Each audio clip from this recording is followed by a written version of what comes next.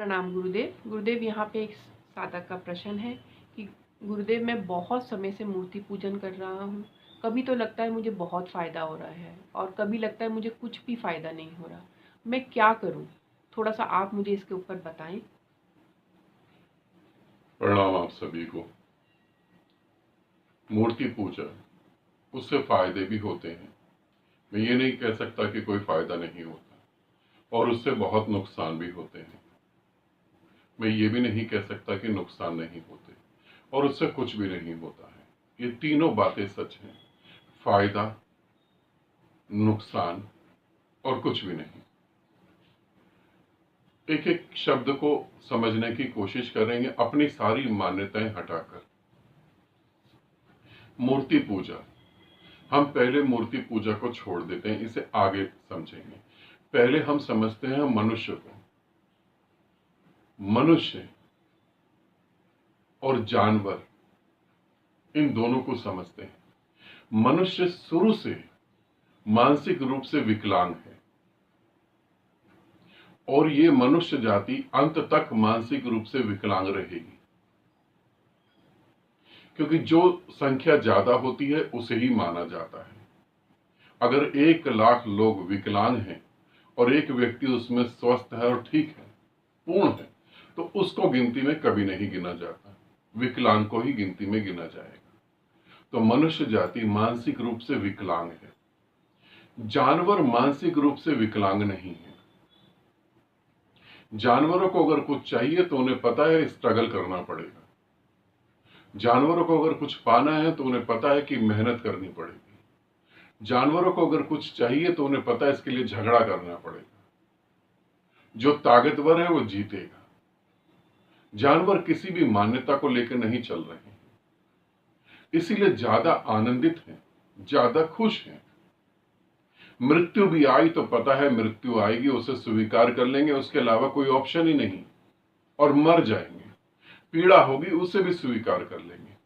मनुष्य जाति जो है वो पूर्णतः मानसिक रूप से विकलांग है। मानसिक रूप से विकलांग है, इसलिए कह रहा हूं कि मनुष्य जाति को कुछ न कुछ चाहिए।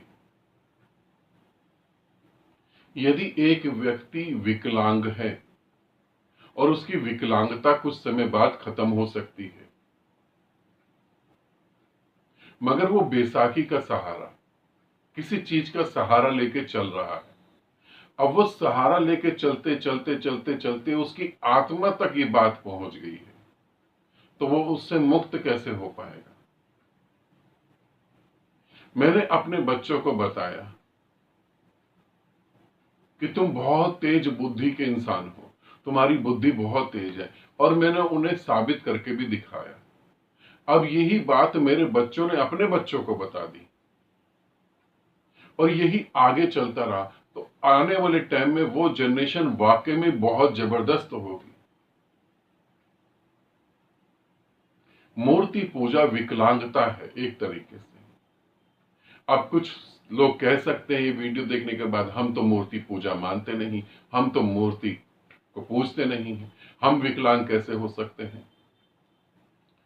पूरी मनुष्य जाति को बता रहा हूं, अगर कोई जाति ऐसी है, कोई धर्म ऐसा है, कोई व्यक्ति ऐसा जो मूर्ति को नहीं मानता, तो वो धार्मिक किताबों को मानता है।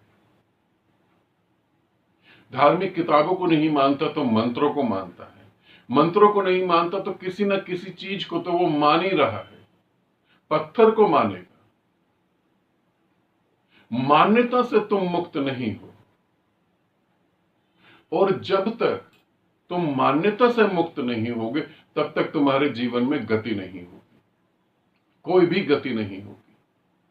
तुम उन कंट्रियों को, उन देशों को, उन लोगों को देखो जो मान्यताओं से मुक्त हैं, और अपने को देखो, तुम्हें पता लगेगा तुम मान्यताओं से बंधे हो। कोई मूर्ति पूजा की मान्यताओं से बंधा है, कोई ग्रंथ की मान्यताओं से बंधा है, कोई गुरु भक्ति की मान्यताओं से बंधा है।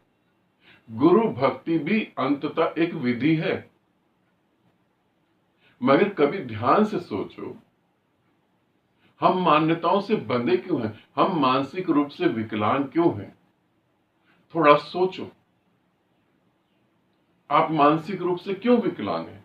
आपको क्यों मूर्ति चाहिए? आपको क्यों ग्रंथ चाहिए? आपको क्यों गुरु चाहिए? क्यों? किस लिए चाहिए आपको ये सब?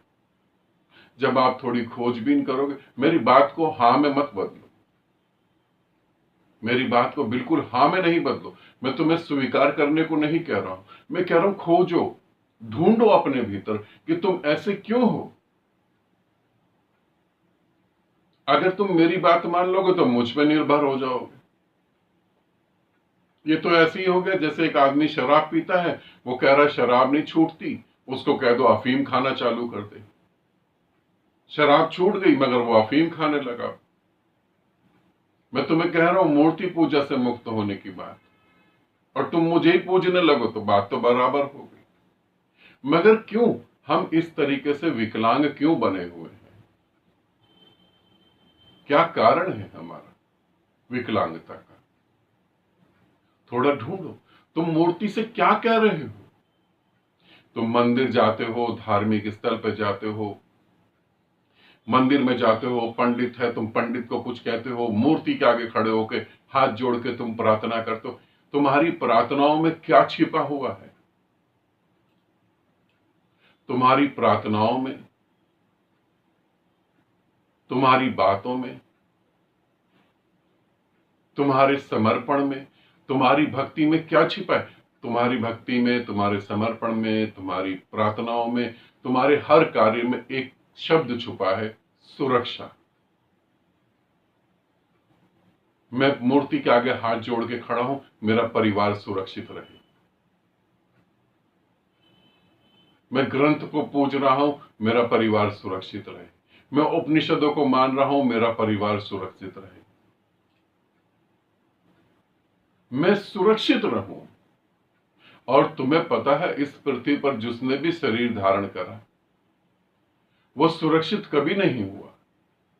जिन गुरुओं को तुम पूज रहे हो, जिन गुरुओं को तुम मान रहे हो, जिन गुरुओं के आगे तुम हाथ फैला के खड़े हो और सुरक्षा की भीख मांग रहे हो, वो गुरु खुद ही सुरक्षित नहीं थे।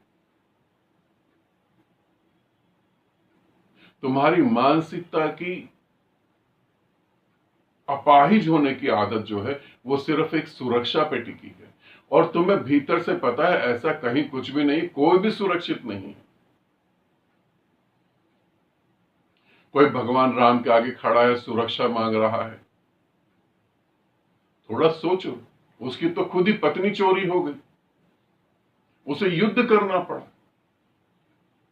कोई कृष्ण के आगे खड़ा है, वृंदावन जा रहा है, मथुरा जा रहा है, कृष्ण के आगे खड़ा है, सुरक्षा मांग रहा है कि मेरे परिवार की सुरक्षा हो, मेरी सुरक्षा हो। उसके तो स्वयं पांव में तीर लगा और उसने शरीर त्याग दिया, जो इतने से तीर को नहीं रोक पाया। तुम किनसे सुरक्षा मांग रहे हो? थोड़ा अपने भीतर देखो। तुम इस सुरक्षा के चक्कर में गुलाम बने हुए पूरी तरह से। और यदि चलो मैं तुम्हें प्रैक्टिकली तौर पे बताता हूं, यदि मान लो कि तुम किसी मूर्ति को मानते हो और उससे सुरक्षा की डिमांड रखते हो, क्या वो तुम्हें सुरक्षित कर पाएगी? क्या वो तुम्हें मौत से बचा पाएगी? क्या जो तुम मानते आ रहे हो इतने सालों में तुम्हारे जीवन में दुख आया या नहीं आया? यदि दुख आया तो फिर उसने कहां सुरक्षा करी? और जिससे तुम सुरक्षा मांग रहे हो वो भी अपने जीवन में सुरक्षित नहीं था। जब तक तुम मानसिक रूप से विकलांग रहोगे तुम्हारे जीवन में कोई गति नहीं होगी, कोई भी गति नहीं होगी। तुम्हें यही लगेगा कभी तो बहुत कुछ अच्छा हो जाता है, कभी नहीं होता है, कभी बेकार हो जाता है। हिंदुस्तान के अंदर ऐसा व्यक्ति ढूंढना बड़ा मुश्किल है जो इन सब चीजों से मुक्त हो। तुम्हारी आध्यात्मिक यात्रा भी सुरक्षा को लेके होती है। मैं ध्यान कर रहा हूं, मेरा परिवार सुरक्षित रहेगा। मैंने संन्यास ले लिया है, मैं सुरक्षित रहूंगा। और तो और ढोंगी गुरु जो होते हैं वो तुम्हें सुरक्षा का वादा कर देते हैं, हाँ तुम सुरक्षित रहोगे।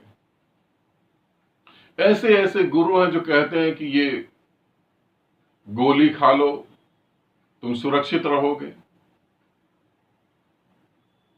ये कर लो, तुम सुरक्षित रहोगे। और वो खुद जब बीमार पड़ते हैं तो डॉक्टरों के हाथ में उनका शरीर होता है। वो खुद ही गोली खा के सुरक्षित नहीं हो पा रहे, तुम्हें गोली खिला के कहां से सुरक्षित करें? योगा कर लो, तुम सुरक्षित होगे। मैं तुम्हें कह रहा हूं, तुम सुरक्षित हो ही नहीं। सुरक्षा शब्द पूर्णतः झूठा शब्द है, और इस झूठी इच्छा को पूरा करने के चक्कर में तुम एक मानसिक रूप से गुलामी कर रहे हो। व्यक्ति ने मूर्ति बनाई, उसी के आगे तुम सर झुका रहे हो। जिसने बनाई वो भी तुम्हारे जैसा इंसान है। यदि तुम्हारी मूर्ति के आगे प्रार्थना करने से प्रार्थनाएं पूरी हो जाती, तो जिसने बनाई थी उसकी तो वैसे भी हो जानी चाहिए थी।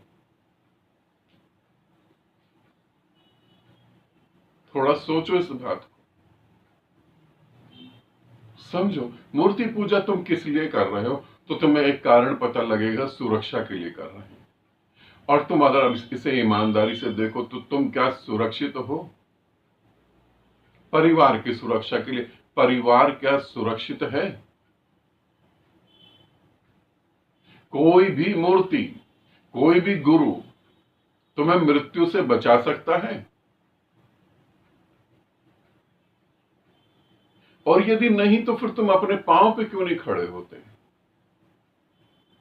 कोई दिव्य शक्तियों के प्रति समर्पित हो गया, दिव्य शक्तियां हैं, वो काम करेंगी। इस पृथ्वी पर परमात्मा भी अगर शरीर लेकर आएगा तो उसको भी मौत स्वीकार करनी होगी, उसको भी बीमारियां स्वीकार करनी होंगी। तुम इस झूठ से बाहर निकलने की कोशिश करो, तुम इसे समझो। अगर शरीर है तो उसमें बीमारियां होंगी। तुम सिर्फ बीमारियों को पोस्टपोन कर सकते हो। मैं ये नहीं कहता कि तुम बीमारियों को खत्म कर सकते हो, तुम बीमारियों को पोस्टपोन कर सकते हो। इस पृथ्वी पर पूरी की पूरी व्यवस्था बीमारी को पोस्टपोन करने की है, खत्म करने की नहीं है।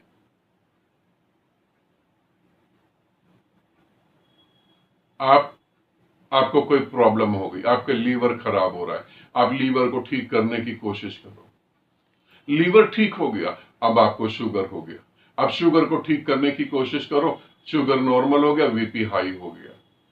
अब वीपी हाई को ठीक करने की कोशिश करो, हार्ट में प्रॉब्लम हो गई। उसे ठीक करने की कोशिश करो, किडनी पे इफेक्ट आ गया।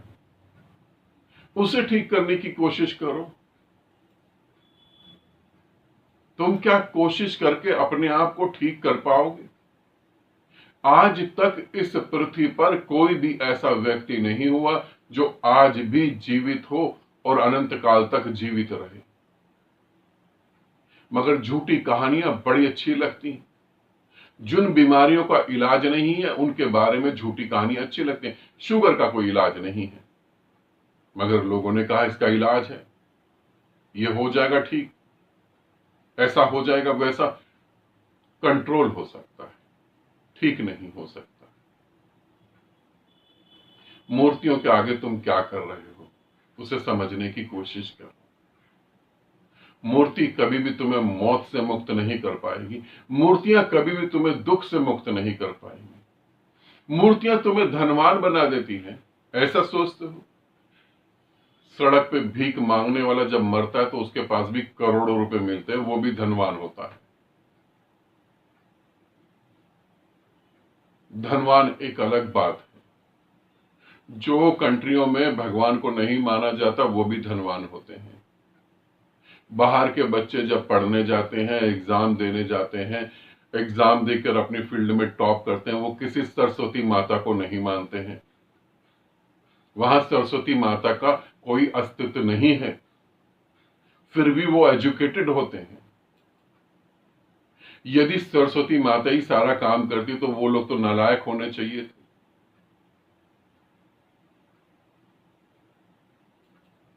मूर्ति पूजा एक विधि है अपने अहंकार को खत्म करने की। गुरु, जीवित गुरु एक विधि है अपने अहंकार को खत्म करने की। मगर वहां भी तुम सुरक्षा मांगो तो अपने अहंकार को बढ़ा रहे हो। इसे अच्छे से समझ लेना। यदि समझ गए तो तुम परमात्मा हो सकते हो और परम आनंद को भोग सकते हो।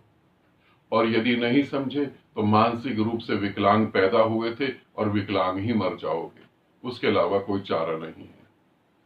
आनंदित रहो, सदा खुश रहो। बहुत बहुत प्रेम आप सभी को।